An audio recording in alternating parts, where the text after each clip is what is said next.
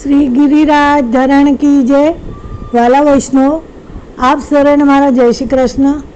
आज આપણે કૃષ્ણ અર્પણ ચેનલમાં અષ્ટસખામાંના એક શ્રી ગોવિંદ સ્વામીના એક પ્રસંગ વિશેનો સત્સંગ કરીશું। જો આપ આ ચેનલમાં નવા હો તો આ ચેનલને સબસ્ક્રાઈબ અને લાઈક કરજો અને આ સત્સંગનો બીજા વૈષ્ણવની સાથે શેર કરજો। શ્રી ગોવિંદ સ્વામી એ અષ્ટસખામાંના એક સખા હતા। તો એ ઠાકોરજીની સમક્ષ કીર્તન સેવા કરી રહ્યા હતા। તો એકવાર એવો પ્રસંગ બન્યો કે ગોવિંદ સ્વામી એકવાર કીર્તન કરતા હતા તો તેમણે જોયું કે શ્રીનાથજી બાવાના પાગનો એક પેચ ખુલી ગયો છે। તો પૂછે છે કે પ્રભુ આ શું લીલા છે? શ્રીજી બાવાએ કહ્યું કે તે મને પકડી લીધો છે, હવે તું જ આવીને પાગ સવારી દે। ગોવિંદ સ્વામીએ નિજ મંદિરમાં જઈ પાગનો પેચ સવારી દીધો। બીજા બધા વૈષ્ણવો વિચારે છે કે આ ગોવિંદ સ્વામી જેવા ભગવદીઓ થઈ અને અંદર ભીતર ઘૂસી ગયા અને શ્રીનાથજીના પાગને સરખો કર્યો। તો બીજા બધા જે દર્શનાર્થી વૈષ્ણવ હતા એ લોકોને બહુ નવાઈ લાગી, કારણ કે ભીતર કોઈ જઈ ન શકે ઠાકોરજી પાસે, અને ગોવિંદ સ્વામી તો ભીતર જઈ અને ઠાકોરજીનો પાગ સવારે। એટલે આ દ્રશ્ય જોઈને બધાને ખૂબ નવાઈ લાગી। એટલે તેઓ આ બધી વાત ગુસાઈજીની પાસે પહોંચી। તો શ્રી ગુસાઈજીએ ગોવિંદ સ્વામીને બોલાવ્યા અને પૂછ્યું કે ગોવિંદ સ્વામી આ બધા શું કહી રહ્યા છે? તો ગોવિંદ સ્વામી કહે કે કૃપાનાથ, આપના લાલાને આપના સિવાય કોણ જાણી શકે? તો ગુસાઈજી હસી પડ્યા। બીજા બધા વૈષ્ણવો ગયા પછી થોડાક અંતરંગ વૈષ્ણવો હતા, તેમણે પૂછ્યું કે કૃપાનાથ આ શું લીલા હતી?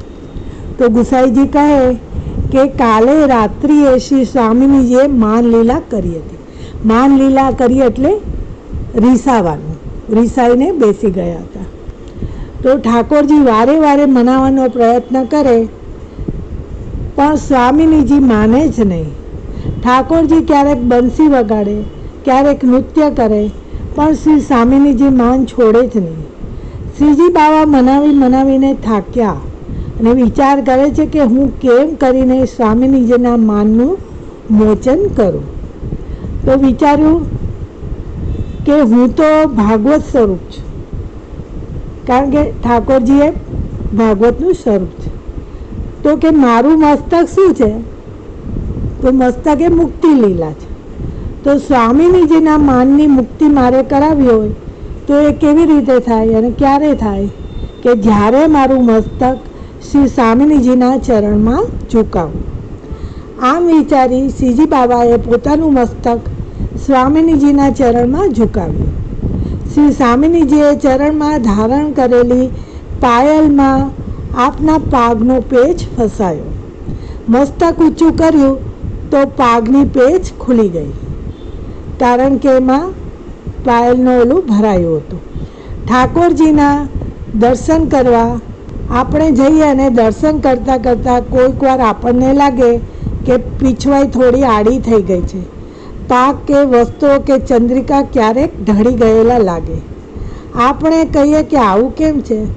પણ એ બતાવે છે કે આજે પણ લીલા ચાલી રહી છે। આજે ખબર નહીં કોણે માન કર્યું હશે, કોનું માન છોડાવવા પ્રભુ પધાર્યા હશે, કઈ લીલા આજે ચાલતી હશે। પ્રભુની લીલા તો નિત્ય છે, તેથી જ હમણાં એ થતી જ હોય તો જ એને નિત્ય લીલા કહેવાય। આવી દ્રષ્ટિ આપણને મળે, આવો અનુભવ આપણને થાય ત્યારે પ્રભુની એ નિત્ય નૂતન લીલા સમજાય છે। ઠાકોરજીની લીલા નિત્ય છે તેમ નિત્ય નવીન પણ છે। તો આ સંદર્ભમાં એક કીર્તન હતું કે લટપટી પાગ કે પેચ સવારો। આ પ્રસંગને અનુરૂપ જ આ કીર્તન છે। રાગ બિલાલમાં આ કીર્તન છે।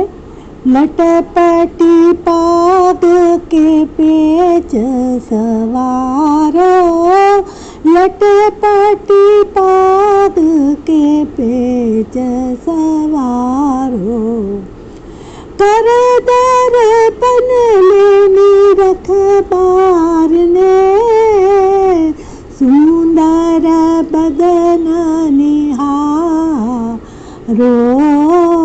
लटपटी पाग के पेच सवारो, रंग पीने मुस्कात मनोहर, नेह कहानी थारो।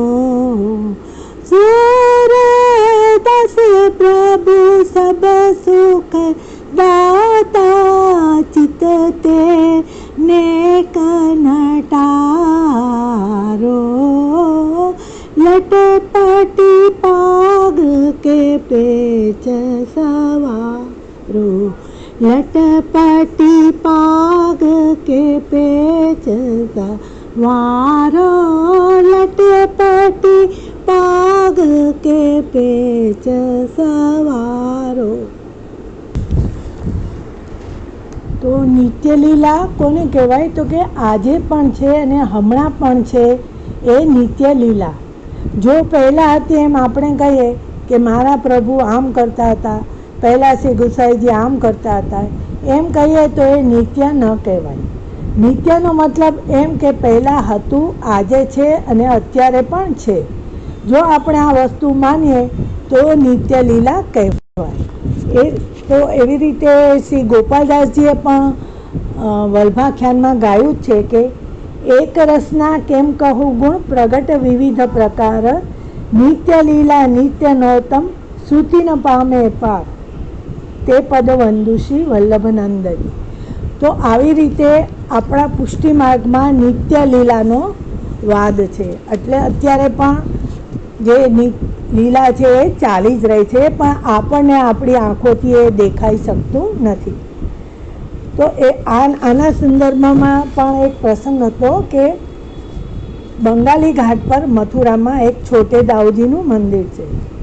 ત્યાં એક દિવસ મુખિયાજીએ ખંડપાટ હટાવ્યો તો એક ચાંદીનો પોપટ એટલે કે શુક નીચે પડી ગયો, એના ચરણ ખંડિત થઈ ગયા। આપ શ્રી સેવામાં પધાર્યા ત્યારે મુખિયાજીએ આ વાત શ્રી દામોદરલાલજીને કહી, કારણ કે તેઓ અહીંયા સેવા કરતા હતા। હવે ત્યારે આપશ્રી કંઈ બોલ્યા નહીં, પણ બીજા દિવસે મુખિયાજીએ પૂછ્યું કે મહારાજ ये सुख के चरण खंडित हो गए, अभी क्या करे? आप कहीं पण बोल्या नहीं। હવે ત્રીજા દિવસે પણ આ મુખિયાજીએ આ વાત કહી ત્યારે આપે કહ્યું કે લાવો એ શુક અમને આપો। ચાંદીના શુકને હાથમાં લઈને બહાર તેઓ પધાર્યા। શુકને કહે છે કે મહારાજ आपकी सेवा भूतल पर पूर्ण हो गई, आप लीला में पधारो। एम कहीने शुकने उड़ाव्यो तो शुक उड़तो उड़तो नित्य लीलाમાં પહોંચી ગયો। આમ આ બધા ઠાકોરજીના લીલા પરિકર છે અને અપરાધવશ તેઓ ભૂતલ પર આવ્યા હોય પણ પાછા તેઓ ભગવદ લીલામાં પહોંચી જાય છે। એટલે આપણામાં નિત્ય લીલાવાદ કાયમ જ છે અને અત્યારે પણ ઠાકોરજી આ બધી જે લીલા કરી હતી એ અત્યારે પણ થઈ જ રહી છે એવું આપણામાં કહેવાય છે। આજનો આ સત્સંગ શ્રી ઠાકોરજીના ચરણોમાં સમર્પિત। બોલો શ્રી વલ્લભાધીશ કી જય।